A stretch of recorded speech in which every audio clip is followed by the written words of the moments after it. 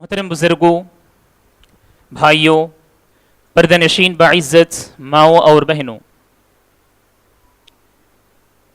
جیسا کہ ہم سب جانتے ہیں یہ ماہ شعبان ہے اور چند ہی دنوں کے بعد ایک مقدس مہینہ ہم پانے والے ہیں، وہ ہے رمضان المبارک۔ دعا ہے کہ اللہ رب العالمین ہم تمام کو وہ مہینہ نصیب کریں، آمین، اور اللہ رب العالمین کے رضا کے مطابق اس میں عمل کرنے کی بھی توفیق دے۔ محترم حاضرین، ماہ شعبان کا اسلام کے اندر کیا مرتبہ ہے اس مہینے میں ایک مسلمان کو کیا کرنا چاہیے، ایک مسلمان کو اس مہینے میں کیا نہیں کرنا چاہیے، کن چیزوں سے دور رہنا چاہیے، ان تمام باتوں کو سامنے رکھ کر انشاءاللہ میں آپ کے سامنے کچھ مسائل پیش کروں گا۔ سب سے پہلی بات تو یہ ہے حضرات، ماہ شعبان کی کیا فضیلت ہے اسلام کے اندر، ماہ شعبان کی کیا اہمیت ہے اسلام کے اندر۔ ماہ شعبان کے سلسلے میں بہت سارے لوگ بہت سارے خرافات، بہت من گھڑت احادیث، موضوع احادیث، ضعیف احادیث پیش کرتے ہیں اور اس کی فضیلتیں بیان کرتے ہیں، لیکن علماء اکرام نے تمام احادیث کو جمع کر کے فرمایا ان فضیلتوں میں سے ایک حدیث، فضیلت والی حدیثوں میں سے ایک حدیث صحیح ہے، بلکہ وہ بھی حسن درجے کی حدیث میں آپ کے سامنے پیش کرتا ہوں۔ اسامہ بن زید رضی اللہ عنہ فرماتے ہیں کہ میں نے پیارے نبی صلی اللہ علیہ وسلم سے فرمایا، یا رسول اللہ لم ارک تصوم شہرا من شہور ما تصوم من شعبان، کہ یا رسول اللہ میں آپ کو دیکھتا ہوں کہ آپ اس مہینے میں بہت روزے رکھا کرتے ہیں، اس طرح کا روزہ رکھنا میں آپ کو دوسرے مہینوں میں نہیں دیکھتا ہوں، یعنی کہ آپ صلی اللہ علیہ وسلم اس مہینے میں شعبان کے مہینے میں بہت ہی زیادہ روزہ رکھتے تھے۔ تو پیارے نبی صلی اللہ علیہ وسلم نے جواب میں فرمایا، ذَلِكَ شَهْرٌ يَغْفَلُ عَنْهُ النَّاسِ بَيْنَ رَجَبْ وَرَمَضَانِ، یہ وہ مہینہ ہے رمضان اور رجب کے درمیان کا یہ مہینہ ہے جس سے بہت سارے لوگ بلکہ اکثر لوگ غافل رہتے ہیں، یعنی عبادات اور بندگی پرہیزگاری سے لوگ بہت غافل رہتے ہیں۔ پھر فرمایا آپ صلی اللہ علیہ وسلم نے آگے، وَهُوَ شَهْرٌ يُرْفَعُ فِيهِ الْأَعْمَالُ إِلَى رَبِّ الْعَالَمِينَ، ایک ایسا مہینہ ہے جس کے اندر بندوں کے اعمال کو اللہ رب العالمین کے پاس پیش کیا جاتا ہے۔ اور کہا آپ صلی اللہ علیہ وسلم نے، فَأُحِبُّ أَن يُرْفَعَ عَمَلِي وَأَنَا صَائِمٌ، اور مجھے پسند ہے، میں یہی چاہتا ہوں کہ میرا بھی عمل اللہ رب العالمین کے دربار میں حاضر ہو اور میں روزے کی حالت میں ہوں، محترم حاضرین، ہمارے اعمال اللہ رب العالمین کے پاس پیش کیے جاتے ہیں۔ یہ سالانہ ایک رپورٹ سمجھ لیجئے، جب کوئی ادارہ چلتا ہے یا کوئی کمپنی ہو، اس کی ایک رپورٹ ہوتی ہے، ہم سب جانتے ہیں، چاہے 6 مہینے کے بعد ہو یا 1 سال کے بعد ہو، تو ٹھیک اسی طرح سے ہمارے اعمال کی رپورٹ بھی پیش کی جاتی ہے اللہ رب العالمین کے دربار میں۔ اور علماء کرام نے فرمایا تمام احادیث کو جمع کر کے کہ 4 طرح سے بندوں کے اعمال پیش کیے جاتے ہیں۔ یہ جیسا کہ میں نے ابھی تھوڑی دیر پہلے کہا آپ سے، سالانہ رپورٹ، یہ شعبان کے مہینے میں ہمارے اعمال کی رپورٹ پیش کی جاتی ہے۔ اسی طرح سے ابو موسیٰ الاشعری رضی اللہ عنہ کی ایک حدیث ہے بخاری کے اندر، اور اسی طرح سے صحیح مسلم کے اندر بھی موجود ہے، وہ فرماتے ہیں، ان اللہ عز وجل يرفع الیہ عمل اللیل قبل عمل النہار وعمل النہار قبل عمل اللیل وان اعمال الاسبوع تعرض یوم الاثنین و یوم الخمیس۔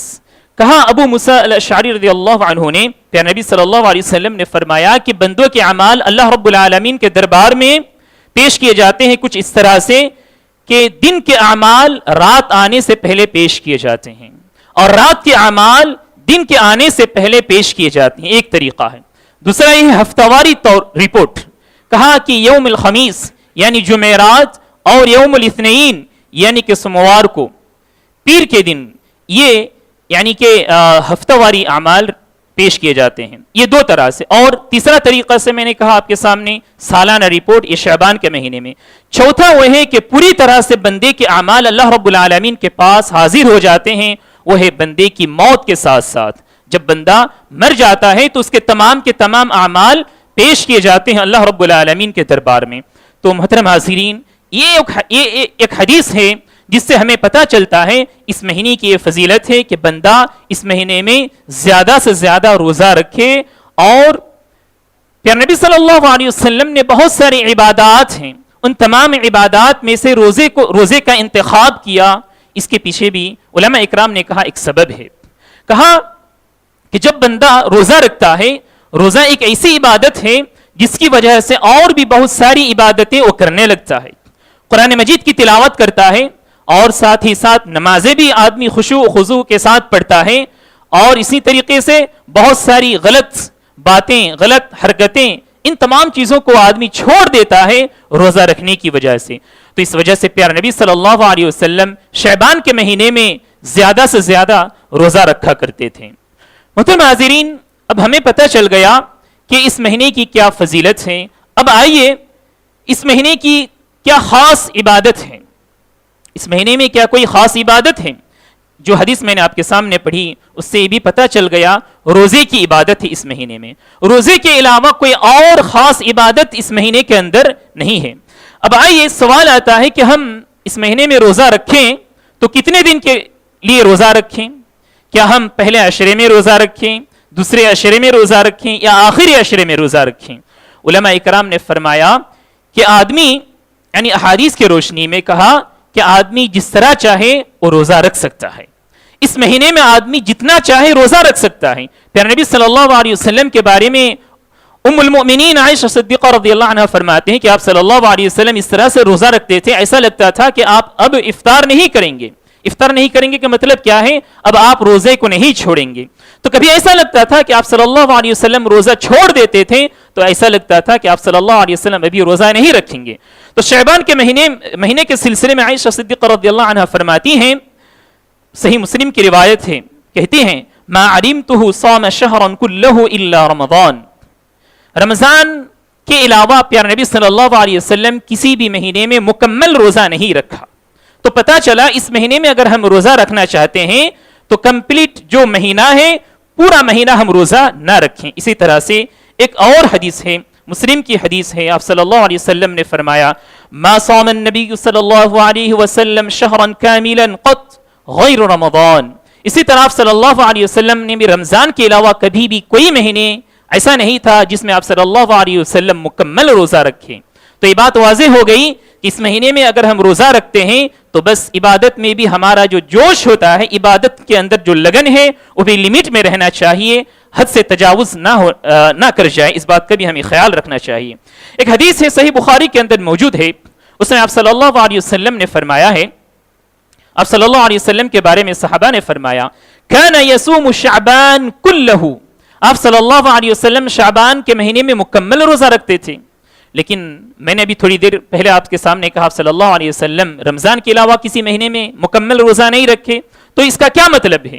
علماء اکرام نے فرمایا، عائشہ صدیقہ رضی اللہ عنہا وہ خود فرماتی ہے آپ صلی اللہ علیہ وسلم اس مہینے میں مکمل روزہ نہیں رکھے. تو پتا چلا وہ زیادہ جانتی ہیں. علماء اکرام نے اس کی توجیہ فرمائی اور کہا اکثر الایام کلہ ای اکثر الایام. مکمل اس کا مطلب کیا ہے؟ اکثر دن آپ صلی اللہ علیہ وسلم اس مہینے میں روزہ رکھا کرتے تھے. اسی طرح حضرات اب آئیے اس مہینے میں بھی کچھ ایام ہیں جن میں ہم روزہ نہیں رکھ سکتے. وہ کیا دن ہیں؟ کہا آپ صلی اللہ علیہ وسلم نے، متفق علیہ یہ حدیث ہے، بخاری اور صحیح مسلم کے اندر یہ حدیث موجود ہے. آپ صلی اللہ علیہ وسلم نے فرمایا، ابو ہریرہ رضی اللہ عنہ روایت کرتے ہیں، کہا لا يتقدمن احدكم رمضان بصوم يوم او يومين، کہ رمضان سے پہلے یعنی شعبان کے آخر میں رمضان سے پہلے ایک یا دو دن آدمی روزہ نہ رکھے.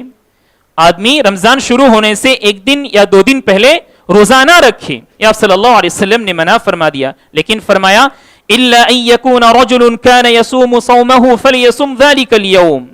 کہا لیکن کوئی آدمی ایسا ہے جس کی عادت تھی کہ وہ روزہ رکھے، جس کی عادت تھی کہ وہ روزہ رکھے، تو وہ آدمی وہ اس دن روزہ رکھ سکتا ہے. لیکن ہمیں یہ بھی سمجھنا ہے کس کی عادت روزے کی رہتی ہے. مثال کے طور پر رمضان سے پہلے پیر کا دن آ گیا یا رمضان سے پہلے جمعرات کا دن آ گیا اور وہ آدمی ہر ہفتے کو روزہ رکھا کرتا تھا, تو ایسے آدمی کے لیے جس کی عادت ہے اس طرح کی سنت روزے رکھنے کی عادت ہے, وہ آدمی روزہ رکھ سکتا ہے. اسی طرح حضرات اس حدیث سے وہ بھی بات ہمیں اس بات کے لیے بھی دلیل ملتی ہے کہ آدمی شعبان کے مہینے میں مکمل روزہ نہ رکھے, کیونکہ آپ صلی اللہ علیہ وسلم نے اس میں فرما دیا کہ آدمی جو آخری 2 دن ہے اس میں روزہ نہ رکھے. اسی طرح ایک اور حدیث ہے, نصف شعبان کے بعد یعنی کہ آدھا شعبان کے بعد آدمی روزہ نہ رکھے, یہ بھی ایک حدیث ہے. آپ صلی اللہ علیہ وسلم نے فرمایا, ابو ہریرہ رضی اللہ عنہ اس کے راوی ہیں, اذا انتصف شعبان فلا تصوموا. امام البانی رحمہ اللہ نے اس حدیث کو صحیح قرار دیا ہے. یہ حدیث ابو داؤد, ترمذی اور ابن ماجہ کے اندر موجود ہے. نصف شعبان کے بعد, شعبان کا آدھا مہینہ گزرنے کے بعد یعنی 16 تاریخ کے بعد سے آدمی روزہ نہ رکھے. لیکن ہم نے ابھی تھوڑی دیر پہلے کہا آپ سے کہ آدمی جتنا چاہے جیسا چاہے روزہ رکھ سکتا ہے. محترم حاضرین, ابن باز رحمہ اللہ نے فرمایا اس حدیث کو سامنے رکھ کر کہ النہی عن ابتداء الصوم بعد النصف, کوئی آدمی اب شعبان کا مہینہ شروع ہونے کے بعد روزہ نہیں رکھا, وہ اس انتظار میں تھا کہ نصف شعبان گزرنے کے بعد میں روزہ رکھوں گا, تو کہا ایسے آدمی کے لیے منع ہے. یعنی اب تک وہ روزہ نہیں رکھا, 16 تاریخ کے بعد سے وہ چاہ رہا ہے کہ میں روزہ رکھوں, تو ایسے آدمی کے لیے منع ہے. لیکن وہی ابن عثیمین رحمہ اللہ فرماتے ہیں النہی لیس للتحریم وانما هو للکراہہ, کہا کہ وہ حرام نہیں ہے روزہ رکھنا 16 تاریخ کے بعد سے, لیکن ناپسندیدہ عمل ہے, کیونکہ آپ صلی اللہ علیہ وسلم نے منع فرما دیا کہ آدمی 16 تاریخ کے بعد سے روزہ نہ رکھے. لیکن ہاں وہ آدمی جو شروع ہی سے روزہ رکھتا ہوا آ رہا ہے, 5 روزے رکھے اس نے یا 4 روزے رکھے, پھر ارادہ بنا کہ میں نصف شعبان کے بعد آدھا مہینے گزرنے کے بعد میں روزہ رکھوں گا, تو آدمی اس حکم سے نکل جاتا ہے. اسی طرح حضرات شعبان کے مہینے میں 15 تاریخ کو بہت سارے لوگ خاص کر لیتے ہیں روزہ رکھنے کے لیے, اور بھی بہت سارے اعمال ہیں, میں انشاءاللہ بتاؤں گا. تو شعبان کی 15ویں تاریخ میں بھی روزہ ہمیں خاص طور پر, کوئی آدمی یہ سوچتا ہے کہ میں پورے مہینے میں کسی بھی دن روزہ نہیں رکھوں گا, لیکن جب 15 تاریخ آ جاتی ہے تو آدمی روزہ رکھتا ہے. اس کے پیچھے بھی ایک ضعیف حدیث ہے, اس کو سامنے رکھ کر لوگ ایسا کیا کرتے ہیں. کہا اس حدیث کے الفاظ ہیں اس ضعیف حدیث کے, اذا كانت ليلة النصف من شعبان فقوموا ليلها وصوموا نهارها, جب 15 تاریخ آ جائے تو کیا کرو, تم اس رات کو زیادہ سے زیادہ نمازیں پڑھا کرو اور اس کے دن میں روزہ رکھا کرو. محترم حاضرین, یہ کچھ اس طرح کے بھی اور بھی بہت ساری ضعیف احادیث ہیں جن کی بنا پر, جن کی روشنی میں بہت سارے لوگ 15 تاریخ کو روزہ رکھنے کے لیے خاص کر لیتے ہیں, لیکن یہ عمل بالکل غلط ہے. اسی طرح اس مہینے میں بہت سارے لوگ بہت خرافات, بدعات کو انجام دیتے ہیں. اب آئیے, جیسا کہ میں نے پہلے آپ کے سامنے کہا کہ یہ مہینہ بہت بابرکت فضیلت والا مہینہ ہے, اور ساتھ ہی ساتھ میں نے آپ کے سامنے یہ بھی پیش کیا کہ اس مہینے میں اگر کوئی بندہ یہ چاہتا ہے کہ یہ فضیلت والا مہینہ ہے تو میں کیا عبادت کروں, تو اس بندے کو چاہیے کہ وہ زیادہ سے زیادہ روزہ رکھیں. اور روزہ بھی کس طرح سے رکھیں, وہ روزہ رکھے آخری جو 2 دن ہیں ان کو چھوڑ دیں, اور صرف 15 تاریخ کے بعد خاص نہ کر لیں, اور اسی طرح سے 15 تاریخ کو ہی خاص نہ کر لیں. یہ بات تھی روزے کے سلسلے میں. اب آئیے, اس مہینے میں لوگ جو ہے بہت ساری عبادتیں کرتے ہیں جن کی کوئی حقیقت نہیں ہے شریعت اسلامیہ کے اندر, جن کی کوئی دلیل نہیں ہے. اگر دلیل آدمی پیش بھی کیا کرتے ہیں وہ بھی ضعیف اور من گھڑت بہت ساری دلیلیں ہوا کرتی. میں آپ کے سامنے کچھ اعمال پیش کروں گا. ماہ شعبان کی فضیلت میں بہت سارے لوگ قرآنی آیتیں پیش کیا کرتے ہیں کہ یہ بہت بابرکت والا مہینہ ہے. اس مہینے میں ایک رات ہے, وہ 15 تاریخ والی رات ہے, جس میں نعوذ باللہ وہ لوگ کہا کرتے ہیں کہ قرآن مجید اس رات میں نازل ہوا ہے, اور سورہ دخان کو پڑھا کرتے ہیں اِنَّا أَنزَلْنَاهُ فِي لَيْلَةٍ مُبَارَكَةٍ إِنَّا كُنَّا مُنذِرِينَ. یہ بابرکت رات ہے جس میں اللہ رب العالمین نے قرآن مجید کو نازل کیا ہے, جبکہ اس کی کوئی دلیل نہیں ہے. وہ لیلہ مبارکہ بابرکت والی رات کون سی ہے؟ قرآن مجید کی دوسری آیت میں سورہ جیسا کہ آپ سب جانتے ہیں القدر ہے، انا انزلناہ فی لیلۃ القدر. اللہ رب العالمین نے فرمایا کہ میں نے قدر کی رات میں قرآن مجید کو نازل کیا ہے. اور قدر کی رات کب ہے؟ کون سے مہینے میں ہے؟ شہر رمضان الذی انزل فیہ القرآن، وہ ہے رمضان کا مہینہ جس میں اللہ رب العالمین نے قرآن مجید کو نازل کیا ہے.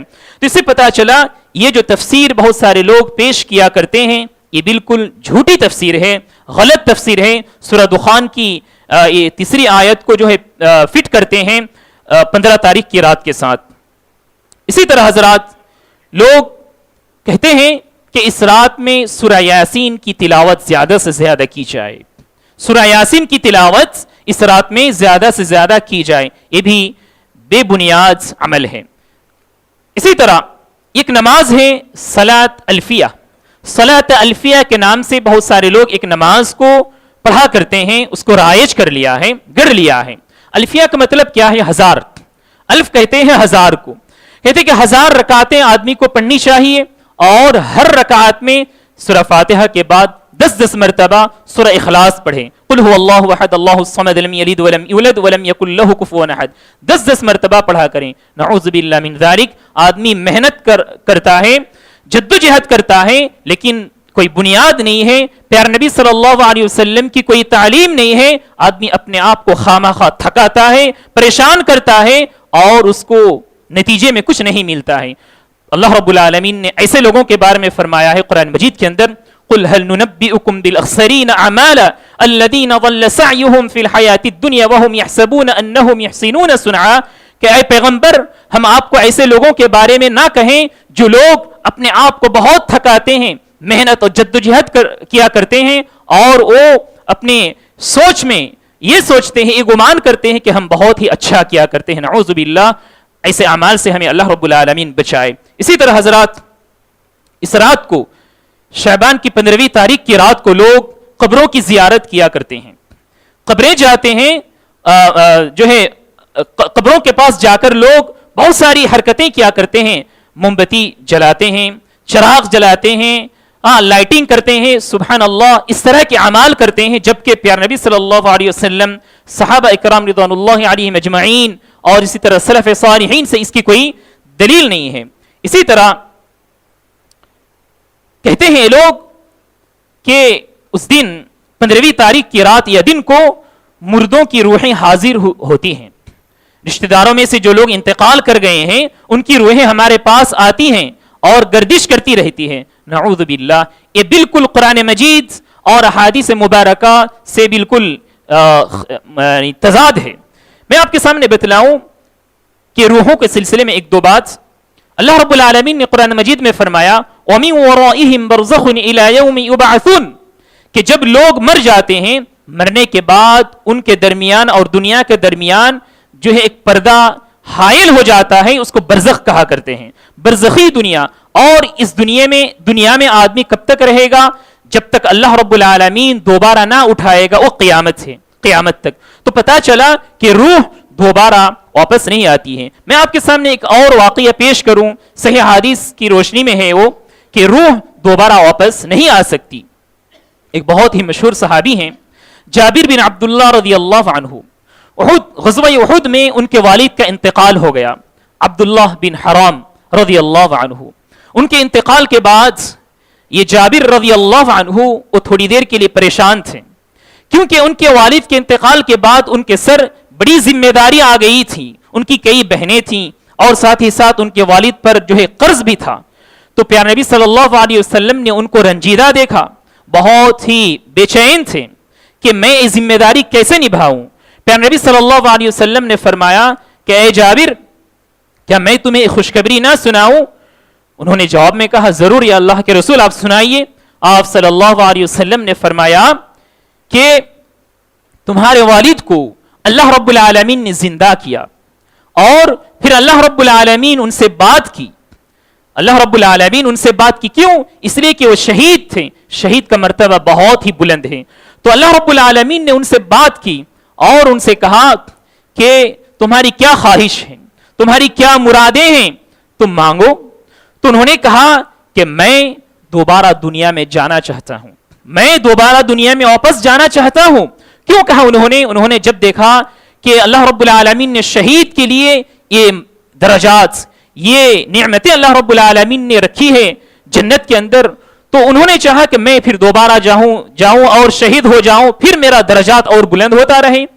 تو اللہ رب العالمین نے جواب میں کہا انہو سبق منی انہم الیہا لا یرجعون، کہ یہ وہ بات ہے کہ فیصلہ ہو چکا ہے کہ دنیا میں آدمی دوبارہ نہیں جا سکتا. سبحان اللہ، اس صریح بات ہے کہ آدمی کی روح یا آدمی دوبارہ دنیا میں واپس نہیں آ سکتا. تو کیسے یہ لوگ یہ کہا کرتے ہیں کہ مردوں کی روحیں دوبارہ واپس آتی ہیں؟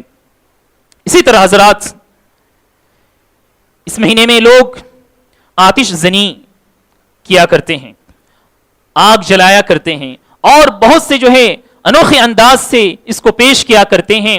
تو ہم سب کو چاہیے کہ یہ جو من گھڑت اعمال ہیں، اور بھی بہت سارے اعمال ہیں جو نہیں ہیں، وہ چیزیں لوگ اکثر کیا کرتے ہیں، اور جو ثابت شدہ چیزیں ہیں ان کو لوگ چھوڑ دیتے ہیں.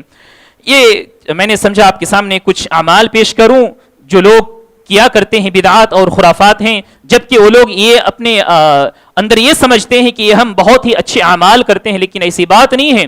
جیسا کہ میں نے آپ کے سامنے تھوڑی دیر پہلے آیت سنائی کہ لوگ محنت کیا کرتے ہیں، جدوجہد کیا کرتے ہیں، لیکن اس بات سے عاری رہتے ہیں، دور رہتے ہیں کہ کیا میرا یہ عمل صحیح ہو رہا ہے یا نہیں.